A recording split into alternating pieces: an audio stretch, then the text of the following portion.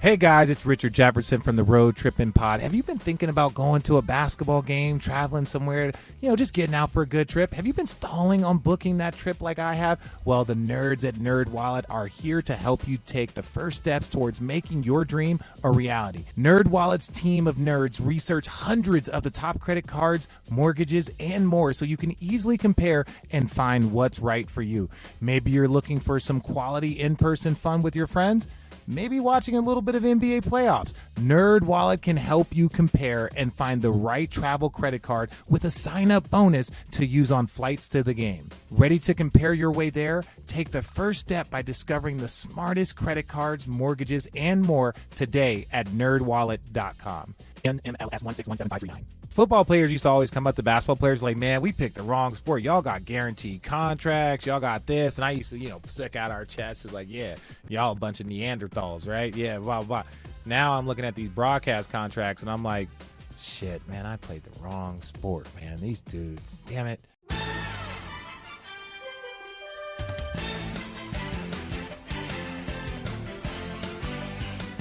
Welcome to this edition of Road Trippin with RJ and Channing. I'm your host, Allie, Clifton, and Rich. It's just the two of us today. What does that make you think of when it comes to road tripping and just you and I? What does that make me think of? That makes me think of the first episode that Channing wasn't there, and I kept acting like Channing was there. And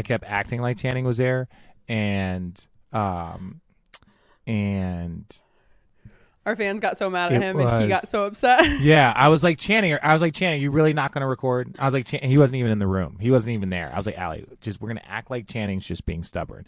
So I was like, Channing, really? You're just not going to come? Fine. You explain it to the fans, Channing, that you don't want to do a podcast. Me and Allie will do the ones working.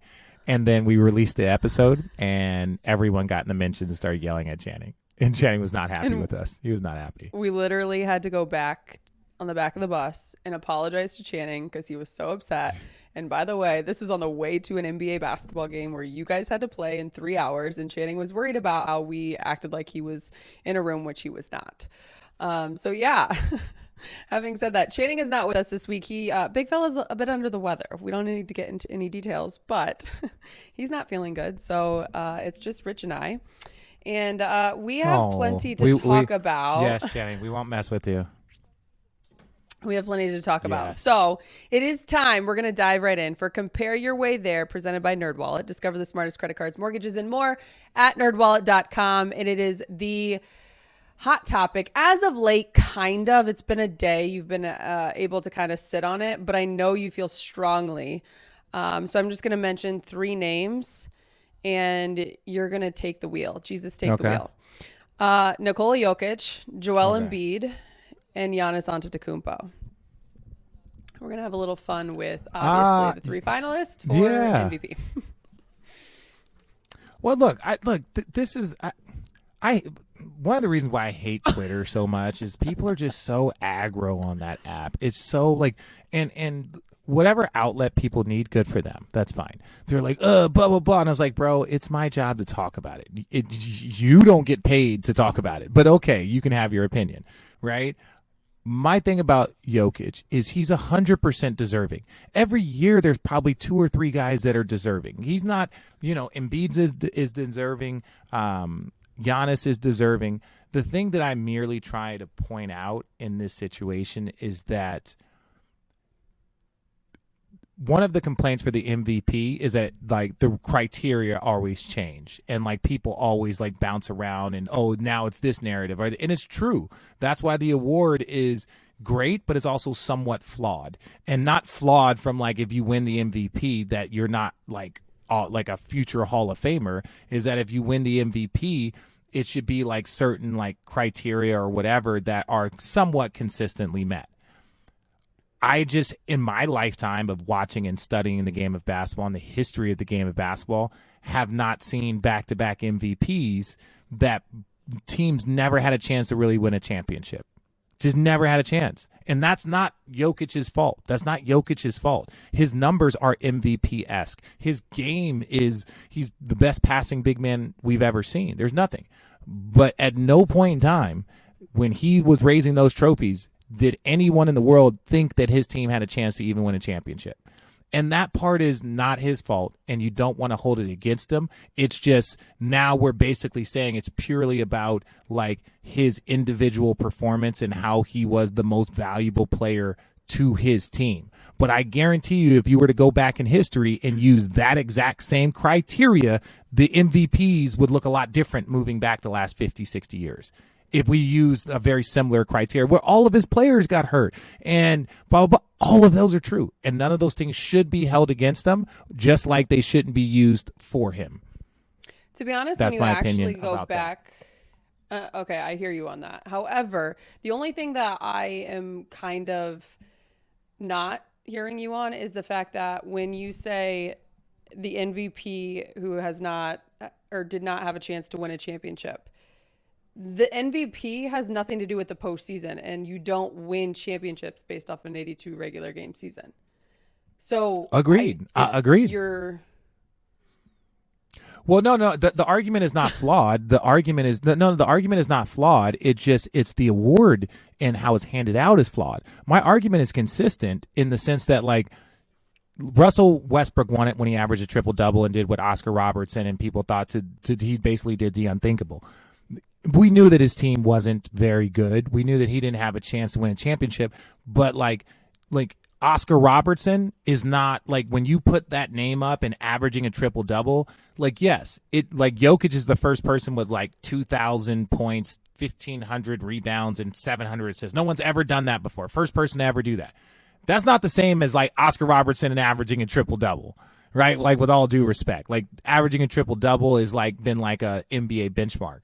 So we're talking about back-to-back MVPs also. And you can say one season doesn't have anything to do with the next, but similar narrative are used in both of these seasons that look at what he was able to do and finish the season strong without Jamal Murray and with Michael Porter Jr. And then look at the amazing season he had this year without those guys. So like we can say one season doesn't have to do it with the next, but like similar conversations are being used to help validate his MVP. Right. So like how like that like and so it's not that again, this is not about that he's not fucking the best one, probably the best player, second best player, third best player in the world and has been like probably for the last 2-3 years. No, but not the first. Not the MVP. What? I said, but not the no, first. I'm not. Not the no, best. You just said I'm not. It's not that he's not the second or third best player. This is my thing. I am not saying that Jokic is not the MVP or is undeserving of the award. My conversation that I enjoy sparking is how the goalpost, if you will, consistently change based off of like consistent narrative. Because like let's just go back and talk about some of them. Magic Johnson, back to back. I believe Larry Bird, back to back. Michael Jordan, back to back. LeBron James, back to back. Steve Nash, back to back. Giannis, back.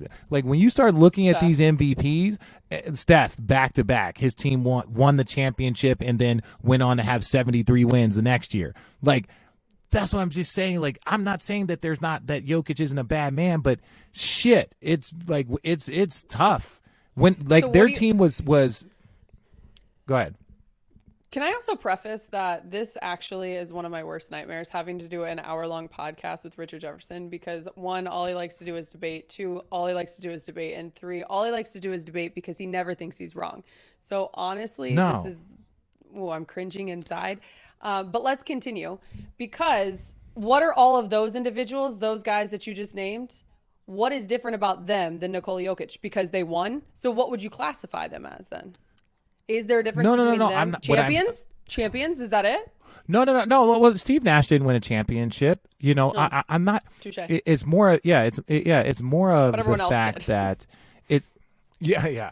It's more of the fact that it's that people's arguments out there, and they're like, well, if it's supposed to go to the best player on the best team, then it's supposed to be Devin Booker, and you're like, guys, don't do that. Like Devin Booker is not carrying the weight the same way a Giannis did when he won the MVP, or a Joel Embiid who had more 40 and 10s and led the league in scoring. If we want to start throwing around stats, like you can use stats however you choose.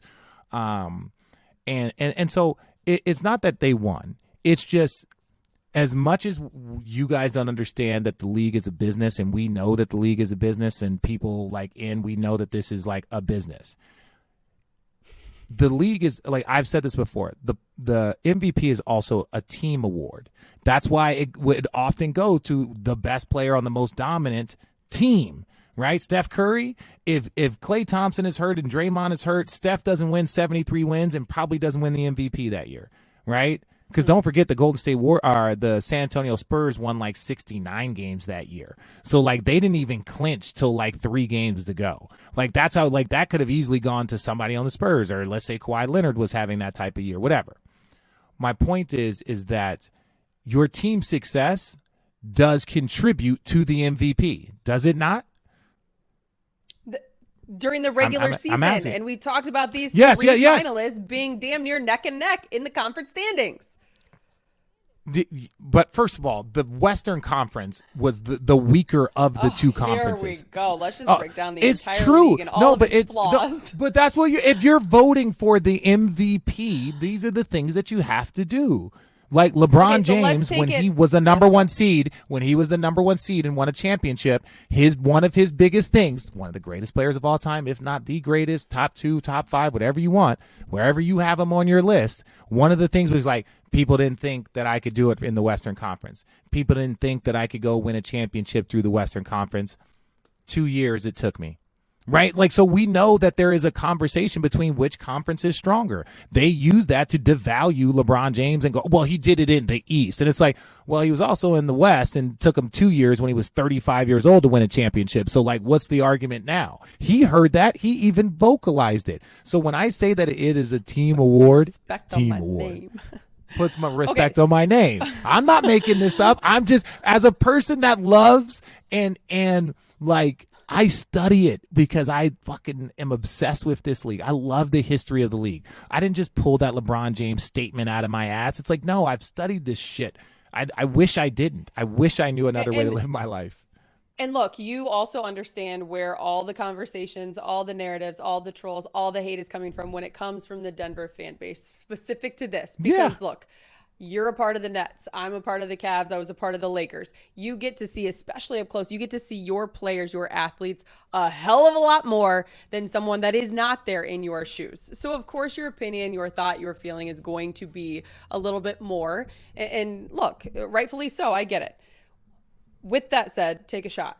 You are a smart man. You have a lot of ideas. And, of course, you like to debate, as we've discussed. So how would you describe what the MVP what should the criteria be? If you had to lay out 3 to 5, like this is it and this is how you win the award, what is it? I'd split the award. I would do offensive player of the year. I would do offensive player of the year, and then I would do the MVP, because I think that's where it gets muddled, right? And that's oftentimes why I would go to the best player on like the best team, right? Like that's a benchmark. And I think when you look at the most valuable player versus the person, like historically, like even when Russell had the triple double, you would say that he should have gotten the offensive player of the year. Should he have won the MVP? Was he the most valuable player in the league? No, he accomplished something that we hadn't seen and thought to be unthinkable. And we hadn't seen in 40 years. So like, that's what basically boosted him to the MVP race, because he averaged a triple-double the next 5 years, or 5 out of the next 6 years, or whatever. He ain't never been in the MVP race again. Like, guys, I'm not making this up. Like that's true. He was never in the MVP race after that first year, because we'd seen those stats and it wasn't as impressive anymore, and it just became that. So then people started judging on his team's success. Even now, the triple doubles, it's like, oh, is he playing a good brand of basketball? Is he doing this? There are still questions about not the validity, because let me tell you this, as a person that had one triple double in my 17-year career, that shit ain't easy to do. That's it. Right? So like, but there are people, just one. You know what? I always missed it on rebounds, which was absurd. I've had double digit assists multiple times. And that was the year you won your championship in those finals games. That was like your biggest value, rebounding the basketball. Rebounding the basketball. Okay. Fun. So you would just split offense and MVP. So what would be the criteria for the MVP player then? What is that based on? I think the MVP. I think the MVP is not just the plus minus stat. It's that's a big part of it, and people use it more. I think it's more of the lines of, teams that are out there competing at the highest level to win a championship. If you are the guy that is going out there and you have put your team in a position to win a championship, that's the most valuable player, not the most valuable individual player to his team. Right? Like not like again, Russell, I think, finished 7th maybe. Jokic's team finished 6th. And look, they didn't have a great supporting cast around them. That's not disputed. And I just look at it from a standpoint of like, if you want to give those guys the offensive player of the year, 100%. But like MVP should be a guy that has put his team in the best position to win a championship. Do you know how you put yourself in the best position to win a championship? You have the best record in the league. Right? That this is like how this stat works out. You have the best record in the league, so you have home court throughout the league, or you have the best record in the conference, so you have home court throughout that conference, right? Or how you played against the other top players to put your team in that position. That's the most valuable player in the league because he's dominating the league and put his team in a position to win the league. That's the most valuable player in the league, is the guy who puts his team in the best position to win the league. The one thing, how much do you factor, two-part here, how much do you factor when that player is not on the floor? Which, look, these three, when we're talking about this comparison, they were available. Joel played 68 games, Nikola played 74 games, Giannis played 67 games. But when they're not on the floor, for instance, the Bucks were 6-9 without Giannis. The Sixers were 6-8. Oh my God, I hate that. 6-9 without Joel. And they were 2-6 without the Joker. 6-8. I didn't say 6-9. Yeah. Look, but now let me say this. Some of this, and we know this with LeBron, is that when you have a player as great as Jokic, everything is him. You just put him on the court. He's like LeBron James. He's like Luka, where it's just like, just put him on the court and tell the other 4 guys to move. Just keep moving, and he'll find you or he'll score. That's all it is. So, like, that can be skewed. But then there's also coaching. You also look at coaching. I think coaching has a lot to do with it. Look at what Taylor Jenkins has done without Ja, right? Like, his record is what are they, 21-5 without Ja? 20-5. Like, that isn't like Tyus Jones ain't 20-5. That's not Tyus Jones, even though he's a very good player. That's coaching, that's system. Like, you know what I'm saying? Like, Ja still is a first team, no lower than second team All NBA. This guy, right? NBA. Finished his team second, right? Like, people at one point in time were talking about, could he win the MVP? Because he had elevated his team to a certain level. And so when I look at the plus minus and guys out, I think that has something to some to do with it, because your availability is partly putting your team in a position to win the league. The more available you are, the better. So like, yes, would I weigh someone that played 81 games versus someone that played 67 games? Yes. I would 100%. I would weigh 82 over. I would weigh 82 over 80. Right. Oh no, sure. I would weigh Last 82 question. over 70. Excuse me. Yeah. Last question. Do you think it should be a playoff and regular season award? No. I think Finals MVP is that. I think Finals. I don't keep that to that. Keep that to that. Yeah, I agree. I don't think that it should go into the postseason, right? But I think that's where people get. It's like, yo, you're gonna give it to a guy or a guy at any point in time that's not a shot at Jokic, because his player Jamal Murray. If these years weren't missed, this dude has a chance to be a 10-time All-Star, right? Like, Jamal Murray's a bad man. Michael Porter Jr. is a problem. So, like, I get that aspect, but I think 100% the Finals MVP is the MVP of the tournament. Don't bleed them together. But you'd also imagine that if you're the MVP, you want to see the MVP go on that journey. You want to see, that's part of it. Can the MVP win a champion? Can an MVP win the Super Bowl? Can the MVP win a World Series? Like, that's part of it. And if we just go purely stat-based, we're going to put ourselves in a position where it's like the guy that we feel is going to get the MVP, we're not going to be watching him after the first 5 games of the postseason. I understand. Not his fault. I was going to say, Shout out to you, Nikola Jokic, back-to-back MVP of the National Basketball Association. MVP. Congrats. Congratulations, my guy. My guy. Okay, Yes, so let's transition. And like, look, he was the last team. He was the last guy I played with. I love him. Yeah, 100%. I know you do, and you like his owner, possibly. Good friends with his owner. Oh, he's all right. He's all right. Just for our listeners, there is a delay. So that's why we're trying to kind of navigate this because, again, we're still doing things virtually. Oh, yeah, that's what I'm saying. I was at, my fault. Yeah, no, you're good. I'm just kind of going off of your vibe. So let's dive into some more topics. We should have done, but by the way, wait, really quickly. I'm sorry. I hate this delay. We should have just done this together. We're both in LA. Why are we in two different places? One's January. Like, what are we doing? You're literally around the corner from me. Yeah, what the hell? Okay, wow, we aren't the most genius human beings. Okay, so Yeah, when we dive into these topics, we do like to keep Road Trippin', our ride or dies, they understand this. We do like to keep Road Trippin' funny and obviously more evergreen. But just bear with us. It is Tuesday as we are recording this, and it doesn't get dropped until Thursday. What is happening right now at a rapid rate? Playoff games. So yeah, we're probably going to be like a day or so late by the time this hits, but it's just because it's the timing of everything. So as we dive into the latest, just keep that in mind. Where do you want to start, Rich? Which series? I know last night we were kind of talking a little bit of the two games, which was obviously the Warriors and Grizz, and then obviously, what was the other one? Boston and Milwaukee. Should we start there? Let's start with those games. Boston, Milwaukee? Yeah, let's start with Boston and Milwaukee.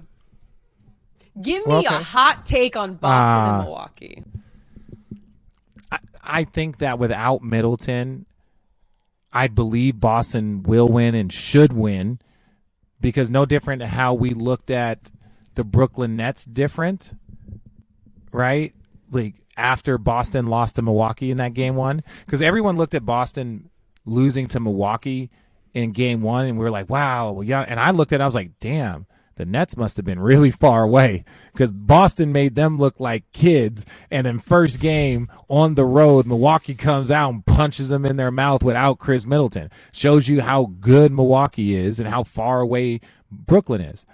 But what I see a little bit of is the way they are playing right now is the way they played when Giannis won his 2 MVPs, where he would have to work so hard and he was at the top of the key and he was doing all the work and he's run out of steam at the end of these last 2 games, right? Their team has, because with no Chris Middleton became their closer during the finals run. And yeah, Giannis had a 50 ball and all that stuff. But like, if you look at the last 5-7 minutes, it was Middleton knocking down threes, running pick and rolls with Giannis, posting players up, making plays, him and Jrue Holiday. And so now you see Jrue Holiday was 5 for 20, right? Like all of these things are just becoming so much for them to do because to win a championship, the margins are so small. And now Giannis is forced to play the brand of basketball that ultimately the Bucks were probably criticized for a couple of years ago and they had gotten away from. But this is really the only option that they have with no Chris Middleton. And so I think over the course of 48 minutes, the last 5-6 minutes, they're exhausted. They ain't been playing this style of basketball, this physical, this aggressive, right? Regular season's different than what you're doing with right now. You got to go against Boston every damn night. Like that shit gets exhausting. And so I just see that series as if Middleton doesn't play, if Boston loses, it's going to be if Boston loses without Chris Middleton, boy, y'all weren't really real. Y'all weren't real contenders in my opinion. Really? If you lose to the Bucks without their second best player, if their second best player would have been playing, if Boston loses, if you lose without their second best player, that means to me, if they beat you in 6, that means they would have beat you in 4 or 5 with Chris Middleton. Mm-hmm. Right? So then if you were beaten in 4 or 5, like, that's not a knock on Boston. I know they are real. They're bad boys. But, like, in the hierarchy of, like, could they win a championship, you got to take the defending champion to 6 or 7, especially if they're shorthanded. If they beat you, then you probably, Do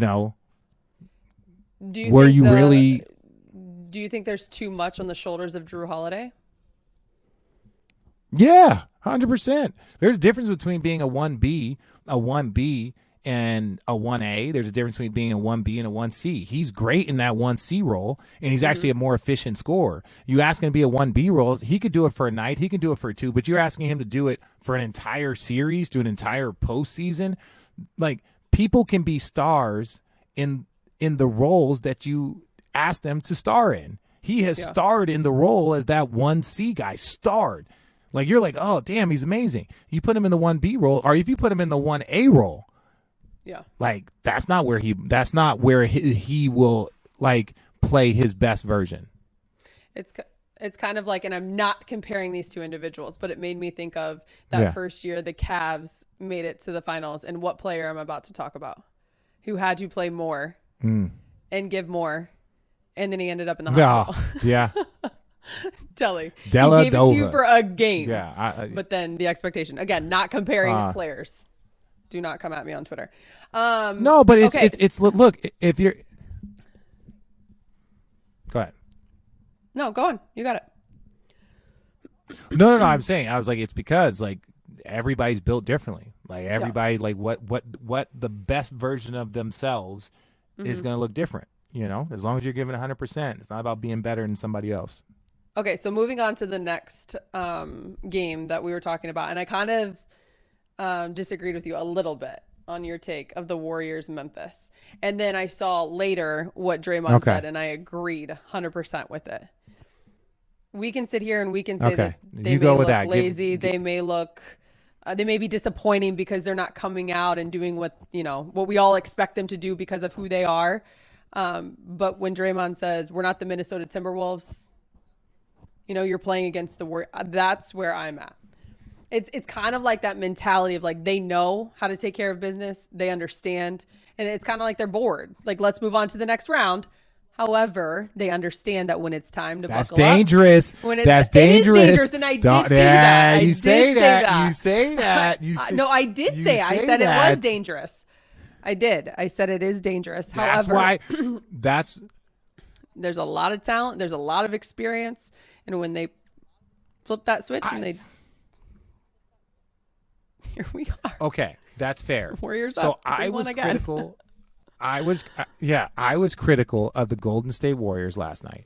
Like, because of this. I know them. I've looked Steph in the eye in a Game 7. I've looked at Draymond in the eye and been on the same team as him in the postseason. I know what these guys are capable of. I know who they are at their core, and they're some bad, bad men, right? And so when I go out there and I see a game that they do not lead against a team without their best player, and they do not lead until the final minute of the game, I'm sorry, bro. You guys can do this, but one, you shouldn't.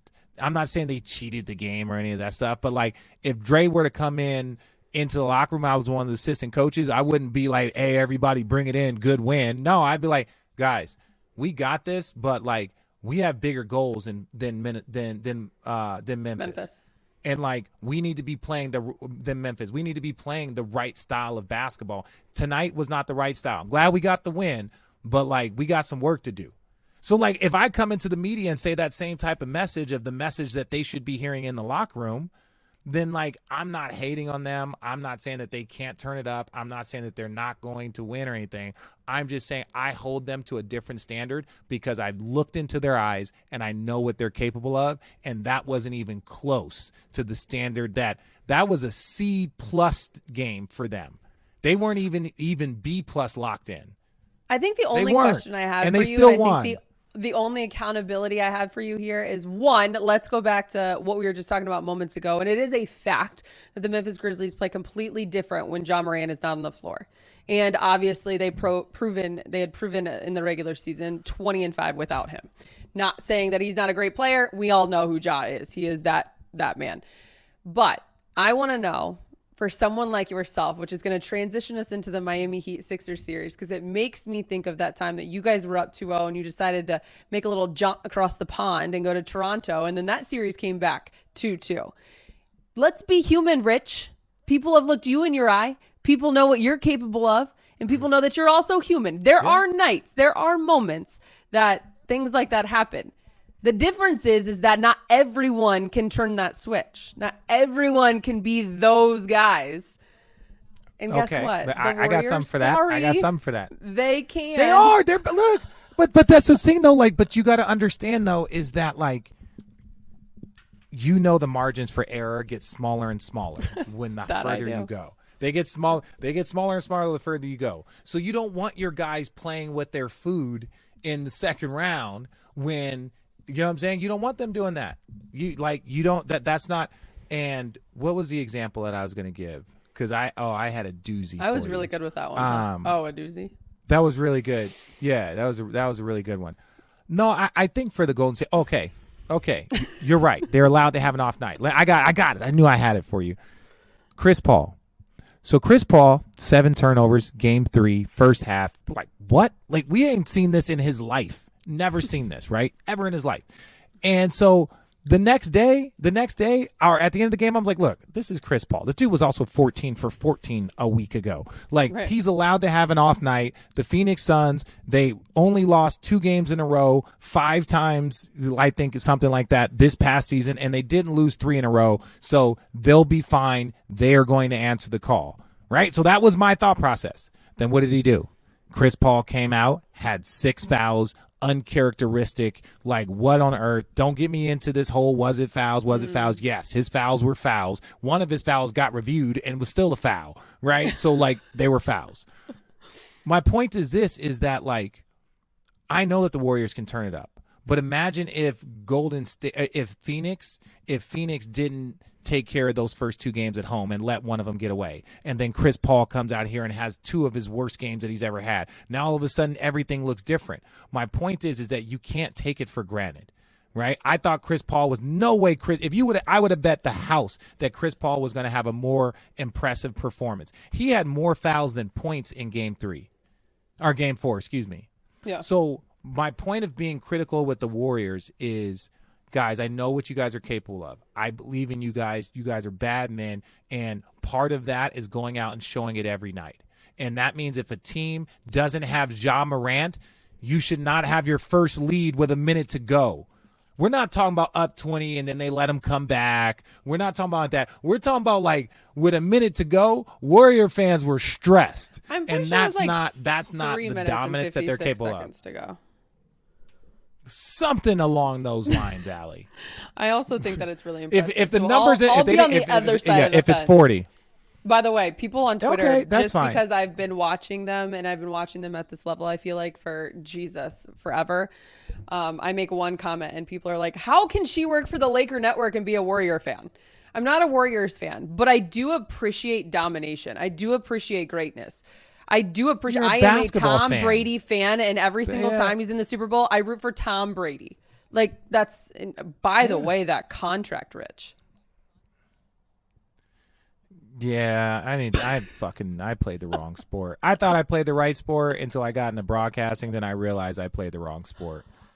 Like I used to always be like football players used to always come up to basketball players like, man, we picked the wrong sport. Y'all got guaranteed contracts. Y'all got this. And I used to, stick out our chests. It's like, yeah, y'all a bunch of Neanderthals, right? Yeah, blah, blah. Now I'm looking at these broadcast contracts and I'm like, shit, man, I played the wrong sport, man. These dudes, damn it. Oh, my. Good for them.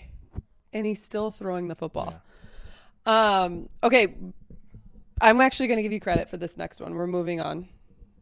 Because I thought you were crazy. However, I deserve a little bit of credit too because I said on this podcast that was great. No, I'm Dallas was down 1-0 and you guys basically laughed at me. Channing did.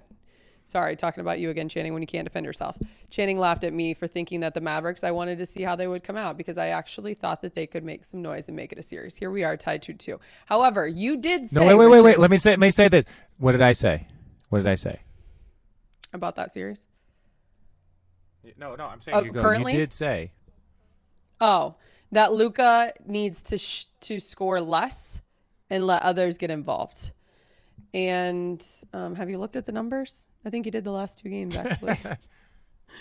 Yeah, well, they thought he should have got off of it more. They thought he should have got off of it more, even after 2 games over 30, both losses. Luka under 30, 2 wins. Now you got to give his teammates credit. Those boys balled, but part of it is like a lot of times. The difference I think with their team versus some of the other teams with great players, and Luka's cast is not that great. Luka's cast is, with all due respect, Luka's. I got a ton of respect for everybody on that roster. They're bad men, but like Brunson is his second best player. Right, like Brunson's his second best player. Like he would be the fourth best player on Milwaukee, right? But he's Luka's second best player. But those guys have to, when he throws you the ball, you got to go do something. A lot of times they'll do something, and he's asking for the ball because he's an amazing player. And it's like sometimes you just got to go, and you got to create for yourself and others. That gives him time off. Every possession that he's on the floor that Brunson runs a pick and roll and scores or gets a foul and shoots 2 free throws, those are minutes that Luka didn't have to move. And that helps a player. That's what Milwaukee's struggling with right now late in games, is that, they're getting burnt out. They can't maintain their pace of play. And so if you're going to help your team and you're anybody not named Luka on the Mavs, you got to be aggressive. Like, and when okay, people, this. So you remember in 2018 where Bron went to the finals, no Kyrie, and he took that team, all him and all those guys went to the finals. I was there. Some of the guys were like, it was Jeff Green. Yeah, I'm gonna say Jeff Green. And some of those guys it was their first time playing with Bron. And one of the things that I told Jeff Green about playing with Bron, I was like, hey, when he throws you the ball in the possession, that's your chance.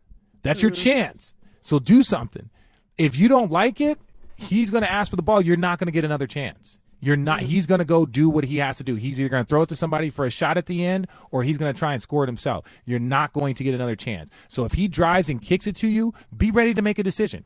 Catch and shoot, catch and drive, do whatever you got to do. And so for some people, they don't understand. Like in the postseason, Bron going to keep it in his hands more. Luka going to keep it in his hands more. And so, I look at some of those guys and I just think like, hey, you got to be aggressive in the right way. I agree with that. Do you think that it's going to 6? You want it to go to 6. I want it to go to 6. If it goes to 6, I get to call the game. I want it to go to 6 so bad. I want to go to 6 so bad. It's going, obviously. So wait. It's going to 6. No, I'm not doing that game. I'm doing Golden State Memphis if it goes 6. Oh, that's right. I was like, wait a Golden minute. Okay, yeah. If Okay. Memphis, I was supposed to go do game 6. I was supposed to go do game 6, and then now I'm going to go do possible game 6 Memphis. So I'm rooting for Memphis. Like I don't care, Golden State fans. Like I want to work. I want more games. I think it's fun. I just want to work. I want to be in the building when you guys close them out. Is the Phoenix Dallas series going past 6? No. I don't know. No, I don't think so. I don't think so. I think it's going to go 6. In Phoenix. And look, I don't know. I don't know that one, because I'll say this. From talking to tons of people in the Dallas organization, like I played there, I know so many people there. They lost 11 straight before they won these 2. Right. And so they had lost 11 straight. And I'm not saying that they were like not optimistic, but you're also not stupid. Right. They're like, this team has been the best team in basketball. They have no deficiencies. Our other guys aren't playing well, like outside of Luka. And we've lost to these guys 11 straight. They were saying all the right things, but you could see that they were like, fuck, here we go. But now they're starting to believe. And now that they believe, I think this series definitely has a chance to go to 7. But if you would have asked me before game 3 started, I've been like, man, this shit might be a sweep, man. Yeah, I know. Both of you did. Just from the energy. Now, I'm not talking about my space. I'm talking about from being there and having to do the interviews and now having to talk to like different people and the like fans, and like they seem defeated is not the right word. They just felt like they knew that they had a task in front of them. And for anybody that doesn't believe that, there is a reason why Luka hurt his calf in the last game of the year and why Golden State was playing their guys the last game of the year. Everybody was trying to avoid Phoenix. Luka got hurt in a game trying to avoid the Phoenix Suns. They lose that game. I don't know if they won. I think they lost the game, and now they got the Phoenix Suns. So if you're wondering if your team is confident, they weren't very confident at the 82nd game of the year. Just saying. That matters. Hashtag. All right, going into the last series to talk about. What is going on in the Heat mind right now. In the Heat's mind right now. You were up to. Get You've Duncan, been there. get, You get, were up. Get Duncan or get Duncan Robinson's ass on that floor. You were up 2-0. Get Billy Hoyle to start You're shooting threes. going back home. No Kyle Lowry for Game 5. If you're the Heat, you're mad at yourself. If you're the Heat, you're mad at yourself because Philly's good, especially that they got Joel back, obviously. But I'm saying that like Philly's not really like Philly is one of those teams that like if you just do what you're supposed to do and don't play terrible, like you should be fine. Especially a team as good as Boston, Miami, Milwaukee. As long as you don't play terrible and don't let Embiid go for like 50, you should be fine. And they're playing terribly. They played terribly in those two games. Like for their standard, like they're shooting like historically low numbers. Can't make a shot. Everybody's wondering why Duncan Robinson's not playing. Like you know, I'm not going to sit up here and question Eric Spoelstra. Let's just say that. I'll evaluate his moves after. Yeah, I'll evaluate his moves after I know all of the results. But I'm not going to sit up here and second guess that man. Now he has earned my silence, right? And so thank you, Jesus. He has earned How my do I silence. get there? Yes. Yeah, geez, he's one of the few people. So I know it. So I get it. So that for me is just more of like, we'll see. I expect to see Duncan Robinson and see if they can get some shots from him. We've seen not great things from James Harden, but in Game 4, obviously the 31, 6 of 10 from 3. What version of James Harden does this team need with Joel? That version there, but they can't get that version. So, okay. You really think that he needs that kind of output in terms of winning? To win a championship? Yes, not to just beat the because you got to understand that's what I'm saying. Like there's like they got to win this round, another round and another round. Like think about that. Like we're in the second round here. Like this shit's going to get harder. They're going to get the winner of Milwaukee, Boston on the other side, right? James Harden's against those two defenses. James Harden's going to have to hit some shots and some big shots and score some points, right? Like, and then after that, they're going to get the possible winner of Golden State and Phoenix. If they tried to go against Golden State with those assassins on the perimeter, and don't get me wrong, Joel will have 100 because he's just huge. But if they tried to go against that, and James Harden is shooting, struggling to shoot from three. I know Golden State's not shooting the ball well either right now, but ultimately, Steph, Jordan Poole, and Klay, shit. You better start scoring the ball. You better start looking to score the ball because with all due respect to James, we know he's not stopping anybody. So, like, they need that version or at least, like, a little bit less. Just a little bit less. But he can't have 11 straight games of not scoring 25. That's not going to get them to a championship. And I don't think that's what they signed up for either. And I don't think James Harden would have guessed that that's what it would have been when he took on that opportunity. Agreed. Okay, so obviously, if you're listening closely, Richard is pretty conflicted because he just had Golden State in the conference finals. However, he wants the Grizzlies to win, at least to get to Game 6, because he gets to call the game. I want to call the game. Let's take a quick time out because we have a few great products that we want to tell you about this week. Hey everyone, it's Richard again for our friends at NerdWallet. You still dreaming about a trip to the NBA playoffs this year? Well, what if I told you NerdWallet can help you take the first steps to making that dream a reality? NerdWallet's team of nerds research hundreds of the top credit cards, mortgages, and more so you can easily compare and find what's right for you. And since you're already planning on going to the playoffs, let's bring along a friend, why don't we? NerdWallet can help you find a travel rewards credit card with a sign-up bonus to use on your hotel for the whole crew. Ready to compare your way there? Take the first step by discovering the smartest credit cards, mortgages, and more today at nerdwallet.com. NMLS 1617539. All right, road trippers, have you heard about Prize Picks? Prize Picks is daily fantasy made easy. Our entire crew loves it, and we know you will too. Prize Picks has the best NBA prop game across the market. They offer more NBA props than any other DFS operator, and they offer every player and stat category you can think of. Want to get in the game now? There's no better time with the NBA playoffs in full swing. All new users that make their first deposit and use the promo code Road Trippin will receive an instant 100% deposit match up to $100. All you have to do is pick 2 to 5 players and select an over-under on their daily projections. And you can win up to 10 times on any entry.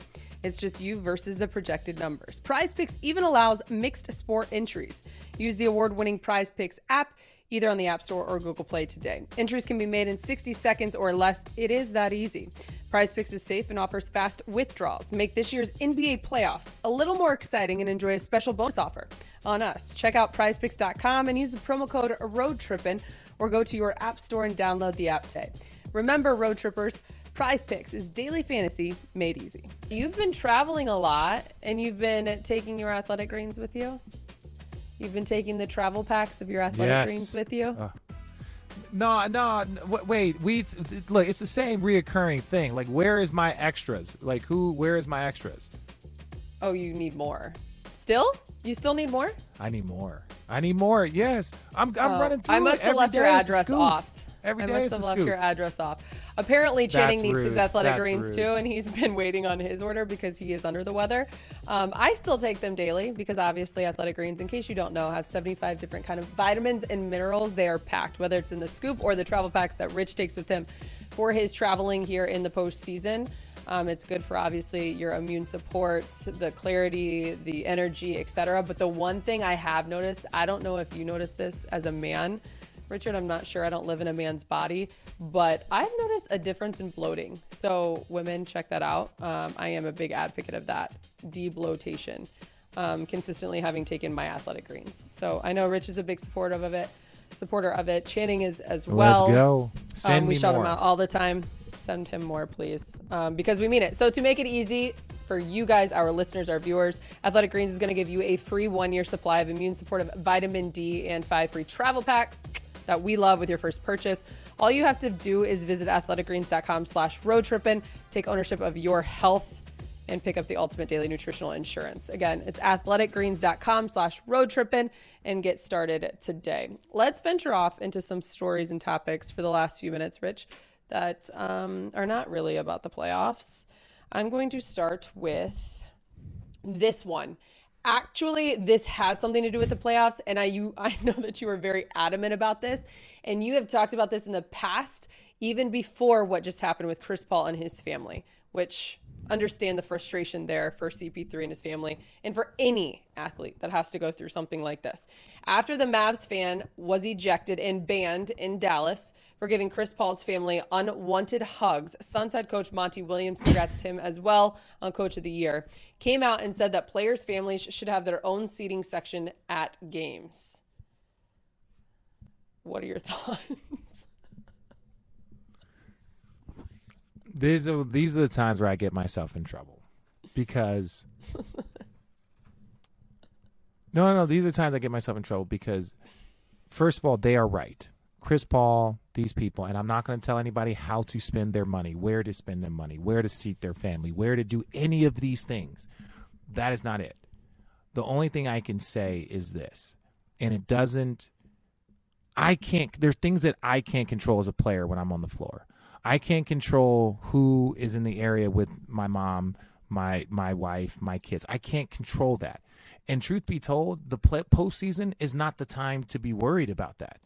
For instance, when I played for the Nets, Byron Scott, we would do like a big dinner before the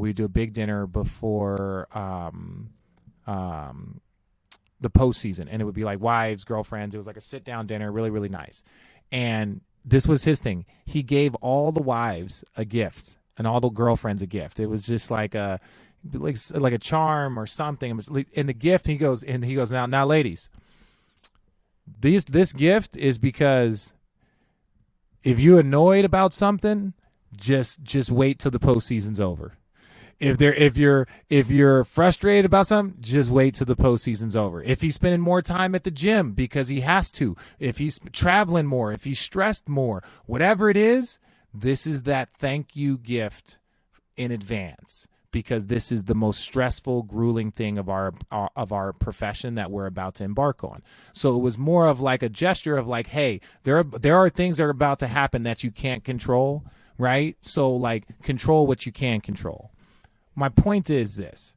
in the postseason when you're having your and all of that stuff happened. Make sure everybody understands. All of this stuff happened after Chris Paul had already been fouled out of the game. So none of this like impacted his play.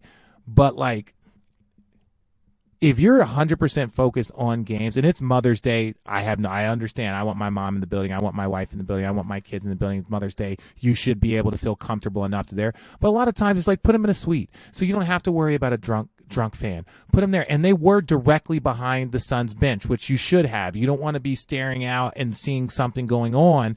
You want to make sure that all of your teammates and all of this stuff. So Chris Paul did that aspect right.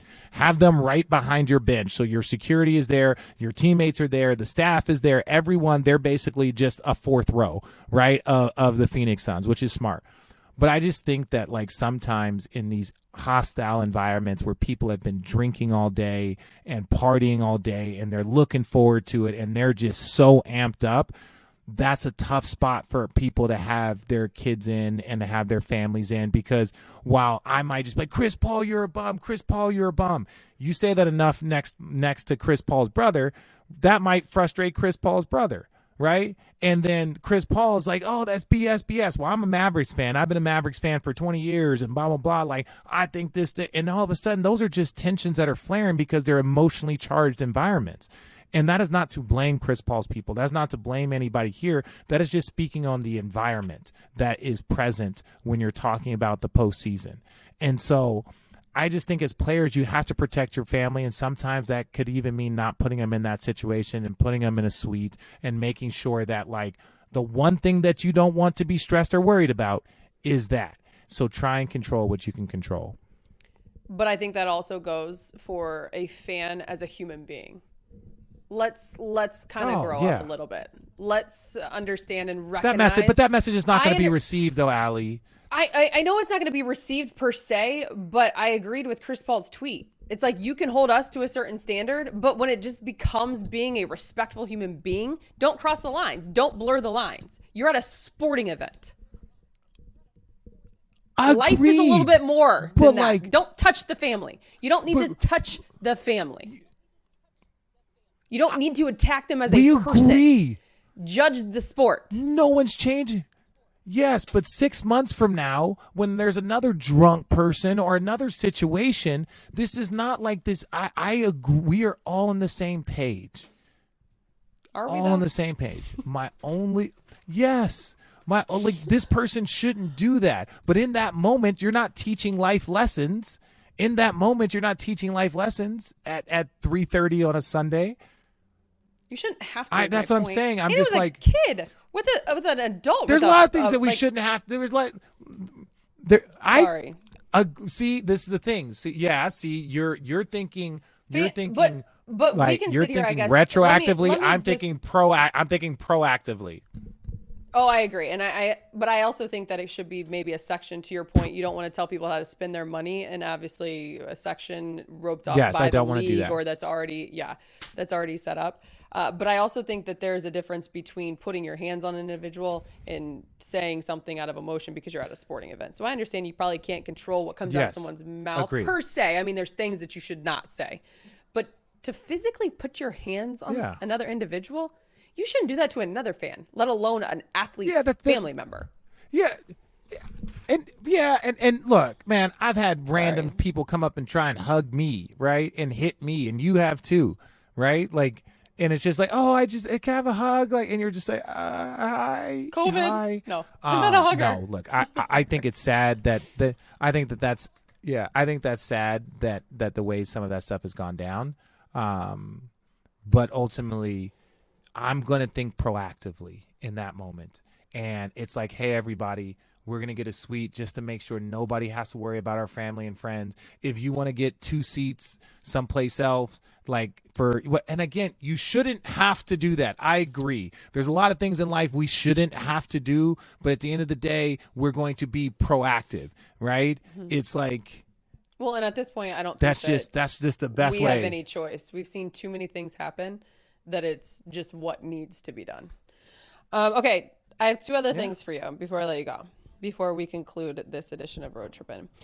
Shaq says he would dominate Rudy Gobert in his prime? He would dominate Rudy Gobert. No, Rudy, I love you, bro. Rudy's a bad man. No. Shaq would dominate anybody. Shaq would dominate anybody. He's not lying. You put Shaq prime, end of prime, beginning of prime, he dominates anyone. Like there's no different than there's only been one physical specimen like Giannis, just like we've only seen one physical specimen like Bron. Shaq was even fucking bigger. That's not a lie. And Rudy, how about this? This is what I'll give Rudy. Rudy would do as good as anybody on the defensive end. That's the best I'll give him. Would Shaq dominate Bron? Rudy would do as good as anybody. What? Yes. What? Yes. Shaq would what? He wouldn't even see Bron. That's part of the reason why the Golden State Warriors, when like you talk about Draymond playing the 5, they would have had Shaq made it so you had to carry 2 to 3 bigs on your roster just to have, enough fouls. Because it was impossible to guard him without fouling. And you would try to wrap him up to make him shoot his free throws. So you were always in foul trouble. So you had to carry 2-3 bigs on your roster. Shaq made people get paid because they would overpay for Eric Dampier because they needed more bigs, and he was the best on the market, and they needed someone to guard Shaq, and so they gave that man too much money. Like, Shaq was getting people paid because they just needed extra bodies and extra fouls. Why do I feel like that was such a strong take? Shaq would even see Bron. Jeez. No, oh God, no. Okay, I want to end on this one because I think it's funny because I think you have something. Did you by chance see the reporter at the F1 race? And I say this because I know you love Duke so much. The reporter Martin Brundle, who went up to Paulo Banchero and thought he was Patrick Mahomes. Yeah. Oh, yeah. I haven't seen. I saw the clip. I didn't see that. Okay, so obviously you're now on this side. Have you ever mistaken someone like this? Or on this side of the mic, have you had those moments where you had no idea who you were interviewing, but you had to interview them? Especially because you're now doing red carpets and stuff for extra. Yeah. You like have? when you're like, yes. No. Let me say this. Not from a prep and homework standpoint, but when you're working the red carpet and it's like you don't know who the 5th actor is and and how they might be looking on screen. They might be, a drug dealing coach on screen, but then he walks up in a suit looking like you don't know what like that. No. I would not get like Patrick Mahomes, one of the most recognizable NFL players of the last like 50 years. I would not get him mistaken. I can see the similarities, but at the same point in time, no. Like, has anyone ever come up to you? Allie, you know this. What? You know that this job is about your homework. Right. But yeah, right. It's about your homework. But you also know that I've seen 2 movies in my life. However, I would do my homework. But if there was that moment, you never know. I mean, I'm one of those people that I don't go anywhere without my IFB in case I have to do breaking news. Has anyone ever come up to you and mistaken you for someone like that? I've gotten like Jason Taylor before when he had just won Dancing with the Stars. Oh my God, I could see that. I got that going through the airport. Yeah. We're the same. Can I be honest with you? Of golden brown. I don't know if it's so much that as he's much the better bald looking head. than I am. I have actually, because I follow his wife on Instagram. And we're both big dudes. I have actually opened up my Instagram and it been the photo and I would be like, who's Rich with? Oh, that's not Richard. I've actually mistaken you for that individual. For that guy. All right. Anyway. There you have it. There you have it. Yeah. It's like, who is Rich?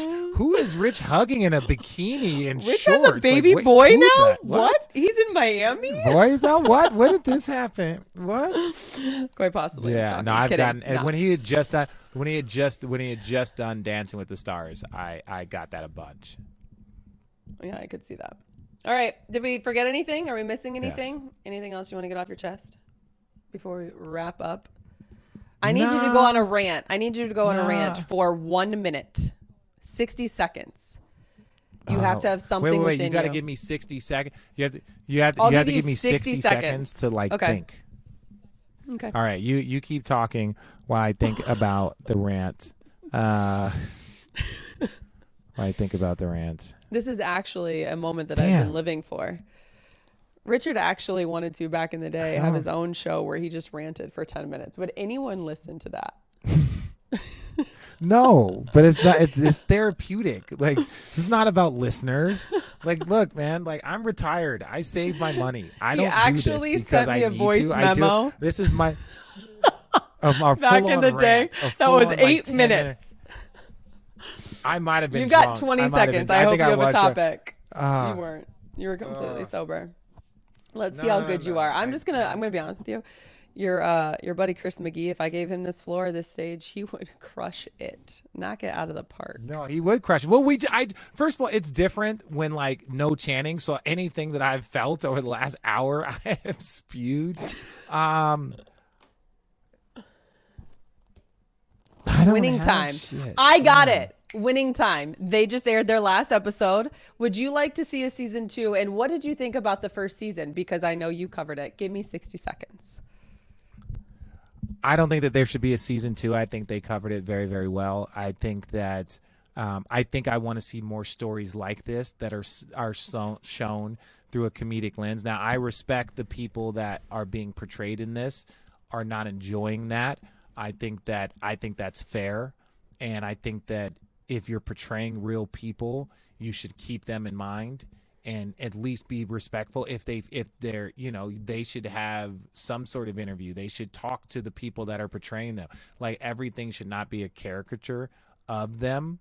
And so I want to see more like it. I think it was filmed beautifully. The story was hilarious. Like, they took you to a time and a place, and they brought people back to life and kind of showed. I had no idea. Like, I'm talking about, I can sit up here and spew basketball knowledge till the fucking cows come home. I had no idea that Jerry Buss was this and that he, basically bet all of his money and everything. He was selling buildings to get players. Like, these things are crazy stories about what the NBA used to be a part of. Like, that stuff, I found that fascinating. And so those are the factual things that I took from it. And I think it'd be really cool for them to do some football stories, have them do some stories about just pop culture moments, because that Winning Time was not just about basketball. It was a pop culture moment in time that starred basketball players. And I think, like, no different than like a Studio 54 or, Woodstock. Like, those are like pivotal times in different genres that there were different people that were starred in there that it'd be really cool to see come back to life. And think about it. You just won. Well done. That was actually 90 seconds. Congratulations. It was a little bit harder though, wasn't it? I got you. I will say though that, and think about it, unless they did something like this, though I know that it wasn't 100% factual, that there were some like embellished moments and scenes, we would never have known or had an idea or a glimpse. But guess what? The generations moving on from like 2000s, early 2000s, mid 2000s, forever, it's all going to be documented because of this thing called social media. Yeah. We're not getting away with anything. It's all going to be dominant. We're not getting away. But it was cool because I just want to make sure everyone knows about Winning Time. While there might be a lot of falsities, there's also a lot of things that were underplayed. Just hear that part. Just hear there was a lot of things that were underplayed, as much as there were some false stuff, right? About, Jerry West, Kareem, there's some people that were not happy with it. There was a lot of things that were underplayed, whether it's the partying, the drug use. It was a different time. Right? It was a different time, but there were definitely some things underplayed. Could you imagine if we actually got the full truth? Ooh, some people would be really you'd have to only be there for the full truth. Upset. Well, yeah. All right. Rich, you're amazing. So hopefully we'll have Channing next week.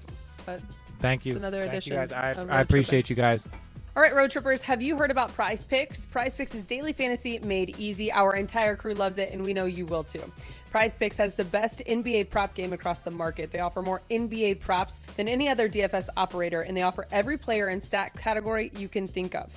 Want to get in the game now? There's no better time with the NBA playoffs in full swing. All new users that make their first deposit and use the promo code Road Trippin will receive an instant 100% deposit match up to $100. All you have to do is pick 2 to 5 players and select an over/under on their daily projections, and you can win up to 10 times on any entry. It's just you versus the projected numbers. Prize Picks even allows mixed sport entries. Use the award-winning Prize Picks app either on the App Store or Google Play today. Entries can be made in 60 seconds or less. It is that easy. Prize Picks is safe and offers fast withdrawals. Make this year's NBA playoffs a little more exciting and enjoy a special bonus offer on us. Check out prizepicks.com and use the promo code ROADTRIPPIN or go to your app store and download the app today. Remember, Road Trippers, Prize Picks is daily fantasy made easy.